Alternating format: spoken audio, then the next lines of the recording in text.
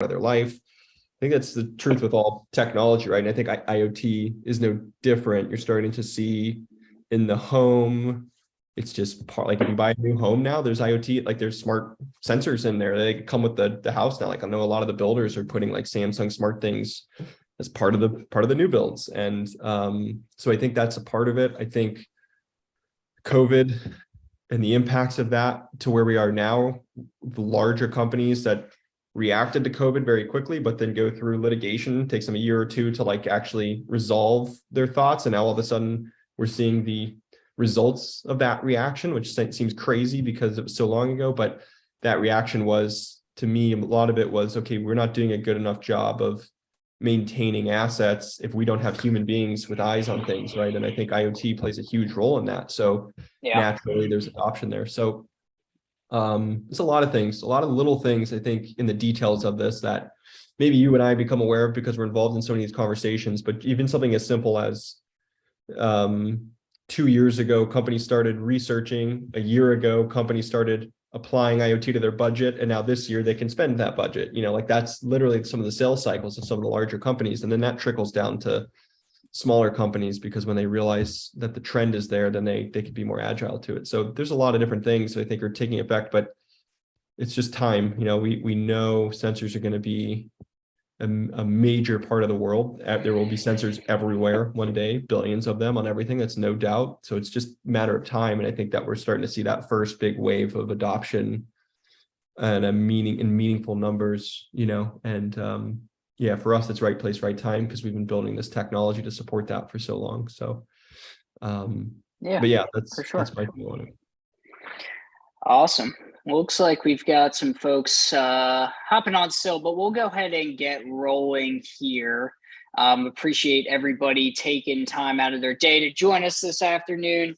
As we kind of look at myDevices, I think we'll kind of frame things up.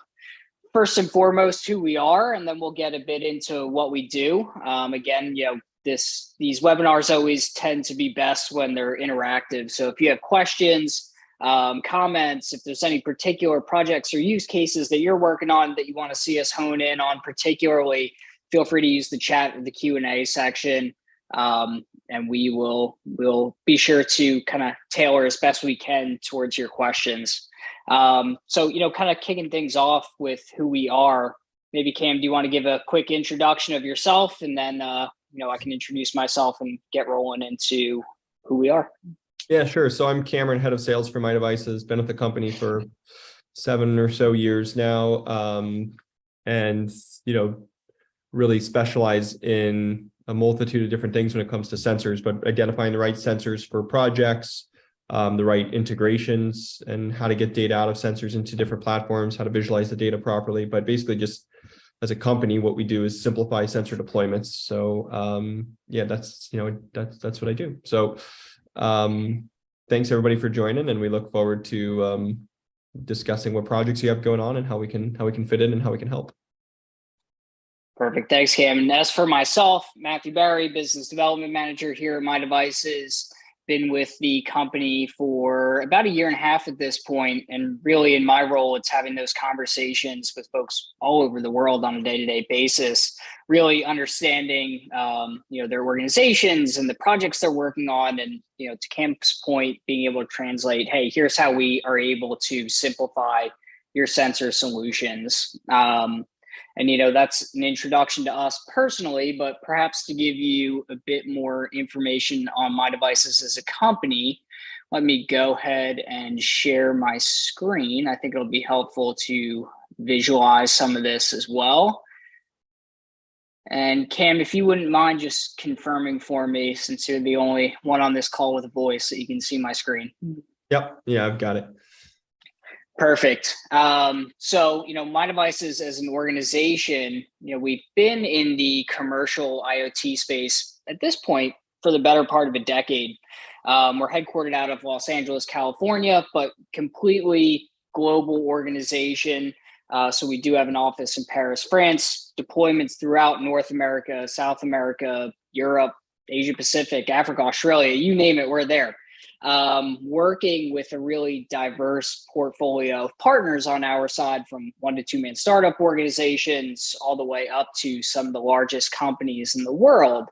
Folks like T-Mobile, Microsoft, Sodexo, just to name a few. And kind of, irregardless of the size of the partner that we're working with, or the scope of their projects, or even which particular sensor solutions they are looking to deploy, the core function that we serve is to, as Cam mentioned, really simplify those deployments for them. And kind of as we talk through this piece by piece, I want to focus on what makes myDevices a unique platform in the space, what differentiates us from other companies that may be deemed or perceived as similar to what we're doing. As I mentioned, I speak with folks all over the world every day, hearing about what they're looking to accomplish with sensor solutions. And naturally, they'll say, oh, I'm also looking at X, Y, and Z platform. They do data visualization of sensors as well. And I think, what they don't always realize is that's only a component of what is required to stand up a commercially viable IoT solution for their clients. So, kind of getting into what we do in order to be that end-to-end provider and simplify, is really aggregate a lot of these fragmented components that exist in the IoT space today, where there's lots of different players, from hardware manufacturers to network providers to software developers. It really, the environment creates this R&D cycle where companies are juggling multiple hardware vendors, and they're dealing with then different softwares for different use cases, or they're having to build their own software and then create integrations on a per sensor basis. It all just creates this kind of quagmire that's messy. It takes them years and tons of resources to bring solutions to market. So again, what myDevices has done is brought together all these different pieces, these major components that are required to stand up an IoT solution so that we can go to market, right away. And, to kind of break that down a bit further, I really like to start the story on the sensor side of things. So, that's kind of the most tangible thing right off the bat is, what sensors are we going to provide? So, myDevices has brought together at this point about 1,100 different sensors from around 300 different sensor manufacturers. And what makes us unique is that we actually warehouse and hold inventory of these sensors in California. So we truly become that single point of hardware acquisition, meaning that regardless of your use case or multiple use cases, you're not going to Dragino for temperature and humidity sensors and then utility for current metering devices. You can place a singular order with us. And then because we get hands on all of these devices, we are able to manage basic logistics services like pick, pack, and ship, getting sensors out to you, but secondarily, making sure that those devices are pre-provisioned and pre-configured so that they arrive to you plug and play ready. And, Cam, maybe I'll bounce back to you. I think it'd be helpful if we could perhaps discuss, why is that pre-provisioning and pre-configuration process so important, and why is that kind of unique in regards to what we're doing? Yeah, no, sure. And there is a question actually from the LinkedIn Live that I want to address here in just a second, because I think it's really, really a good question, and it's critical to the value prop that we provide and what we, when I look at, okay, why are we successful with some of these massive enterprise companies that are actually reaching scale, yet nobody, like, we're not seeing it on the other end. This question actually addresses the reason why we've been successful there and others haven't, because of this fundamental problem of interoperability. But to answer your question, Matt, first, and then I'll get into that, is the pre-provisioning.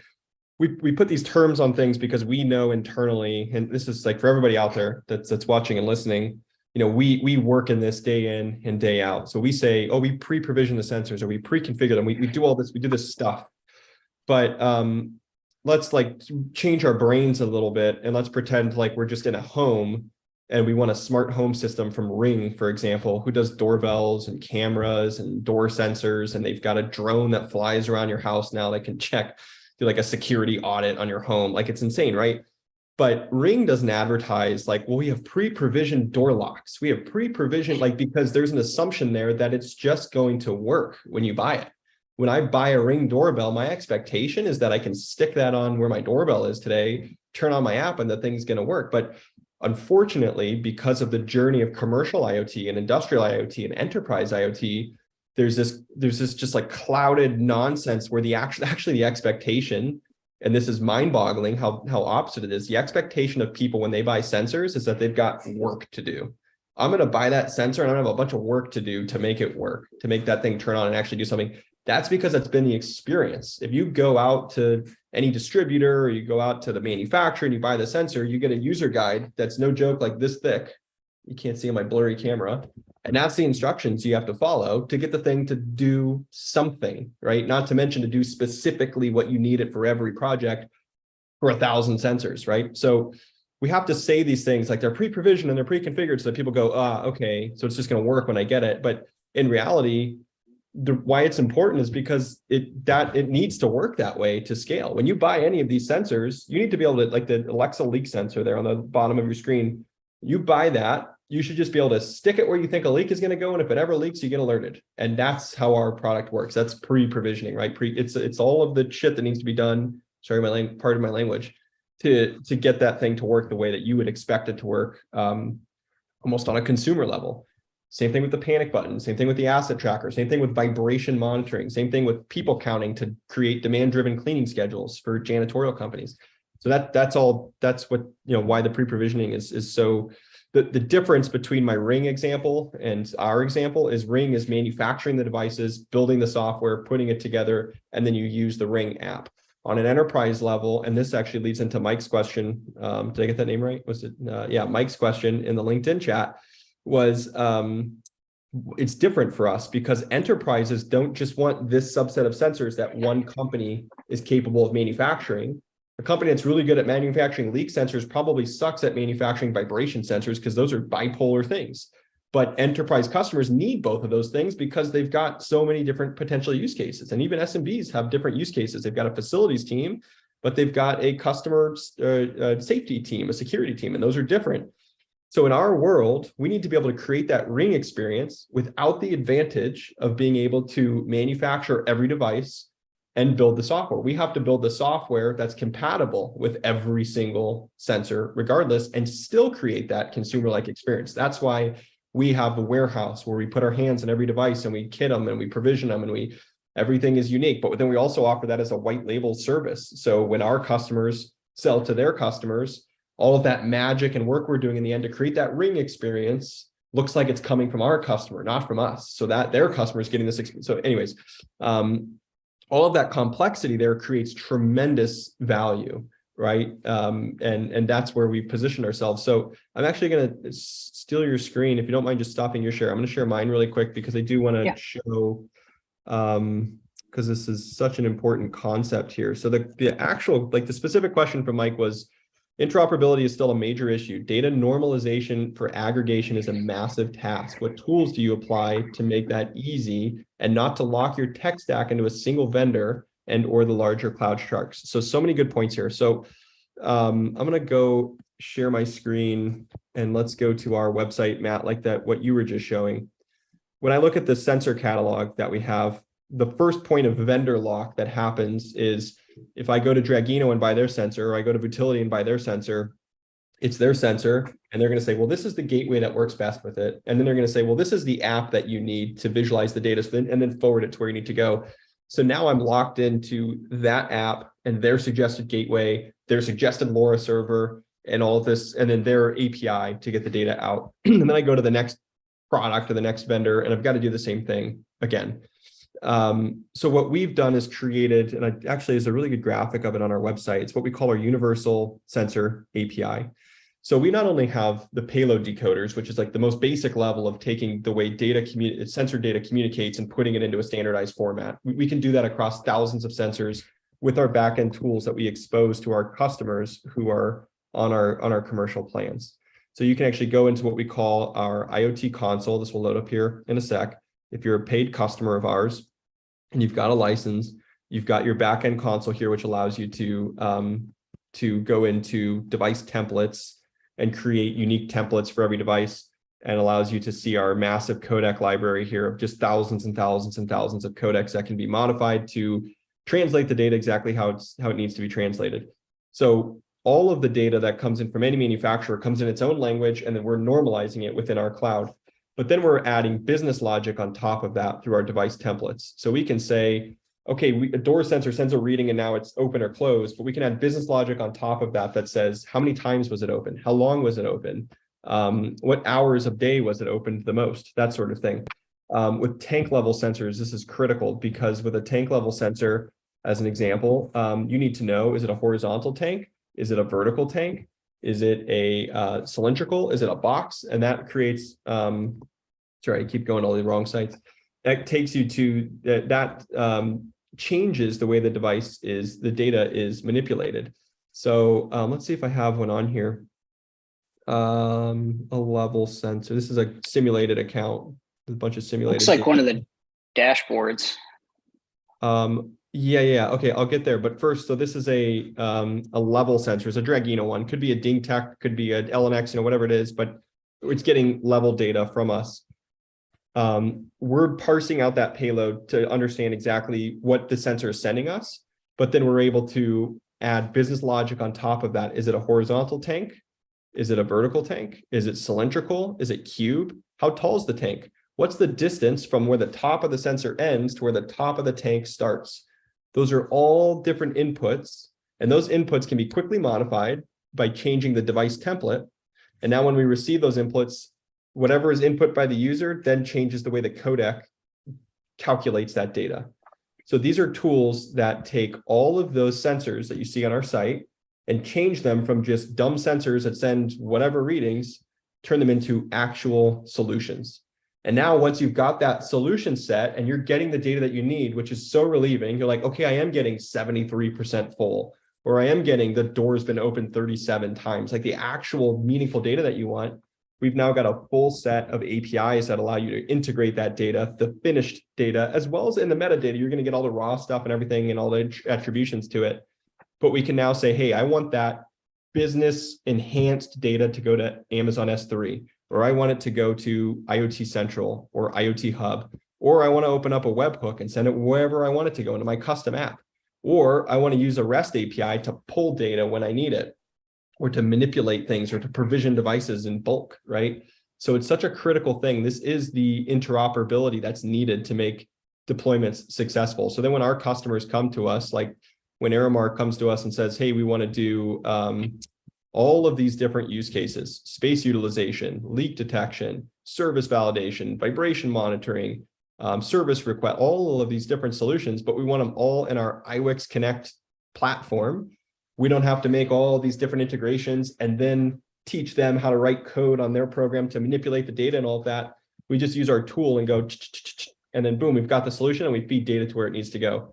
Simultaneously, that data is going into Power BI for custom reporting, because we've got a Databricks integration and all of that that tabularizes the data into a data cube the way that it needs to be done for business intelligence. But so that really is, that's why I wanted to jump on that, because it's such a good question. There's so much meat there. We could have like an hour-long webinar just on that. But all of these sensors can just be, they all come with QR codes like Ring. Going back to that example, you can scan it in with the myDevices app and then start to use those tools to tweak the data to be what you need it to be for that solution. And now you say, okay, I need 1,000 of those. That's no problem. Save that template that you have that you know works. And then you can use our bulk provisioning capabilities, where it says bulk actions here, or bulk upload of devices, to, instead of scanning the QR code of 1,000 of them, you just import 1,000 of them. And then our logistics services will drop ship each of those to the end customer location. So you've got the solution, you've got the ability to ship it out, visualize the data, and integrate it where it needs to go.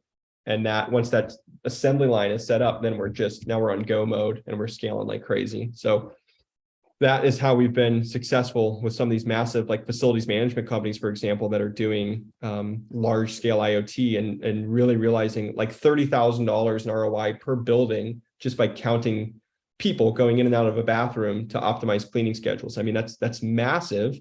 So why aren't more people doing that? Well, everything that I just said, they can't, it's too hard to do. Like you can't, it would require so many vendors and so many conversations and so many developers to get all that done. So really, I think I just took the whole webinar talking about that, by the way, but hopefully that's answers the question in the chat. And anyways, it's a core part, and we talk about that stuff, Matt, you know, with almost every customer call we're on, that somewhere or the other, like that question comes up, or the why us, or, you know, I love when we get questions like, well, how are you different from blah IoT platform? And it's like, oh man, Yeah. like, you know, and that's, you know, that's the rabbit hole I go down. But yeah, I'll toss it back to you for your feedback or comments on that. I know that's something that you get asked a lot as well in your conversations.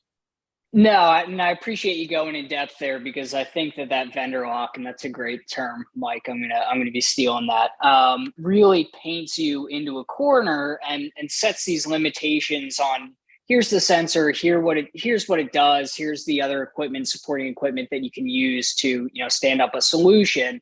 But I think that we found, because I think primarily we're so horizontal, is that people want to use a singular sensor. Use the example of a door sensor, or it could be an electrical metering device. They want to use them in such different ways, and there's a business case for that, right? And if you're just in that vendor lock, you're stuck with this one use case of the door's open or the door's closed, and you don't have that flexibility to build out a true solution to say, hey, we're going to be counting door swings, so that instead of sending somebody in to clean a restroom every 2 hours, we're going to count door swings, so we know people have actually been in there. Like if we're just doing it every 2 hours, regardless of whether that bathroom's been used or not, it's just a waste of resources. Yep.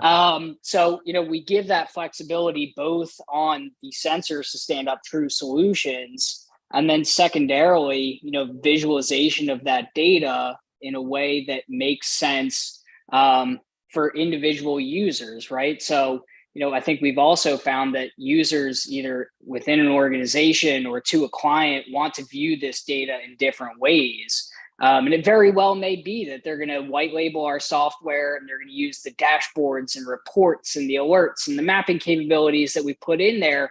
And that's all fantastic. But, you know, ultimately, if that data is best served being fed into a work ticketing system or a building management system, or into an advanced reporting tool like a Power BI for like C-suite data visualization, you know, we provide that flexibility as well, where, you know, you're getting the data you want and you're able to visualize it in a meaningful way.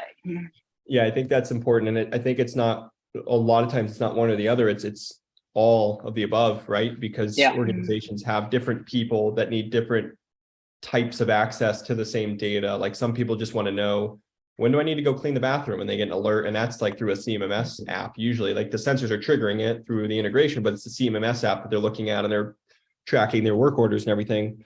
A CEO, COO is going to be looking at Power BI reports, and it's probably 80% of the data in these reports that they're looking at probably aren't sensor data. It's probably other data from their business, but the sensor data is enhancing it and making it more useful and accurate.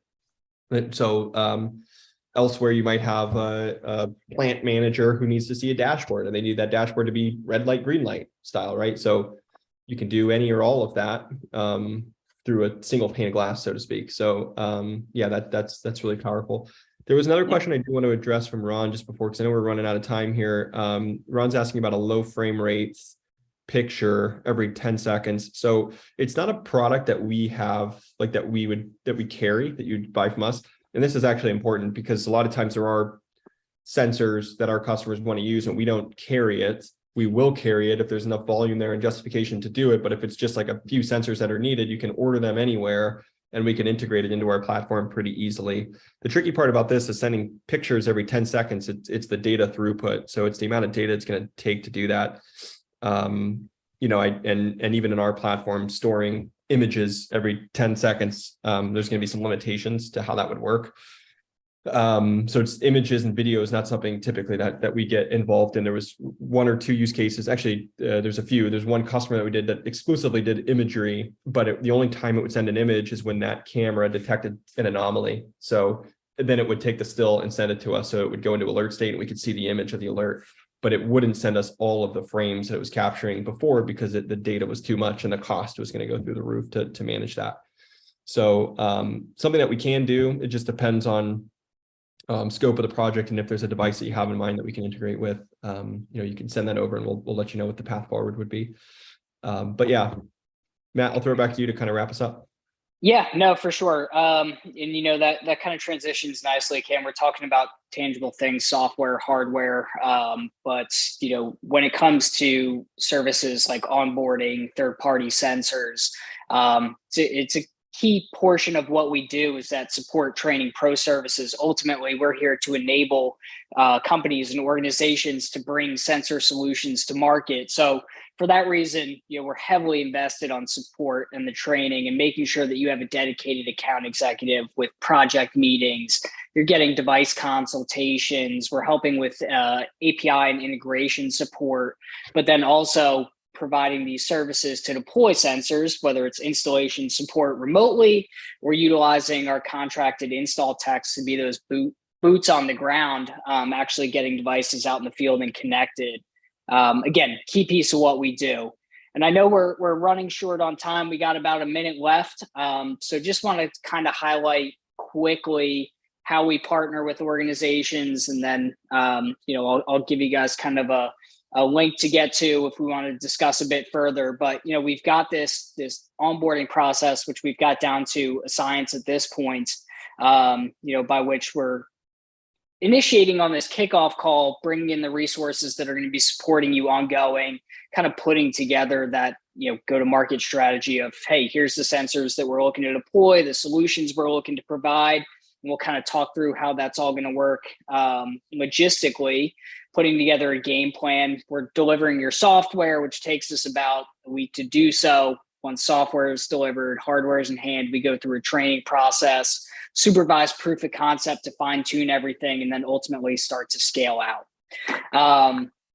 But ultimately, we've covered some pretty interesting topics for sure.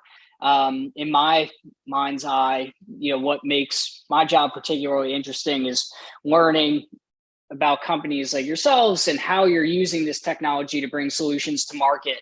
So again, I know we had to keep things pretty high level for the most part today, but would really be interested in setting up some time to drill down on particular projects that you're working on, cover sensors more specific to what you're working on, and installation and pricing and all that good stuff. So we'll send out a follow-up email that'll include this link. But if you jump onto mydevices.com/Matt, my name, you can schedule a time and we can take a bit of a deeper dive. But again, I think we're up against time. Any final comments on your side, Cam? No, nothing from my side, but thank you everybody for joining. And yeah, go to mydevice.com/Matt, schedule a call. We'll get some one-on-one time with you guys, walk through any projects you have and see how we can work together now or in the future. But thanks everybody for joining. Really appreciate it. Yeah. Thanks everyone. Talk soon. Be well. Bye.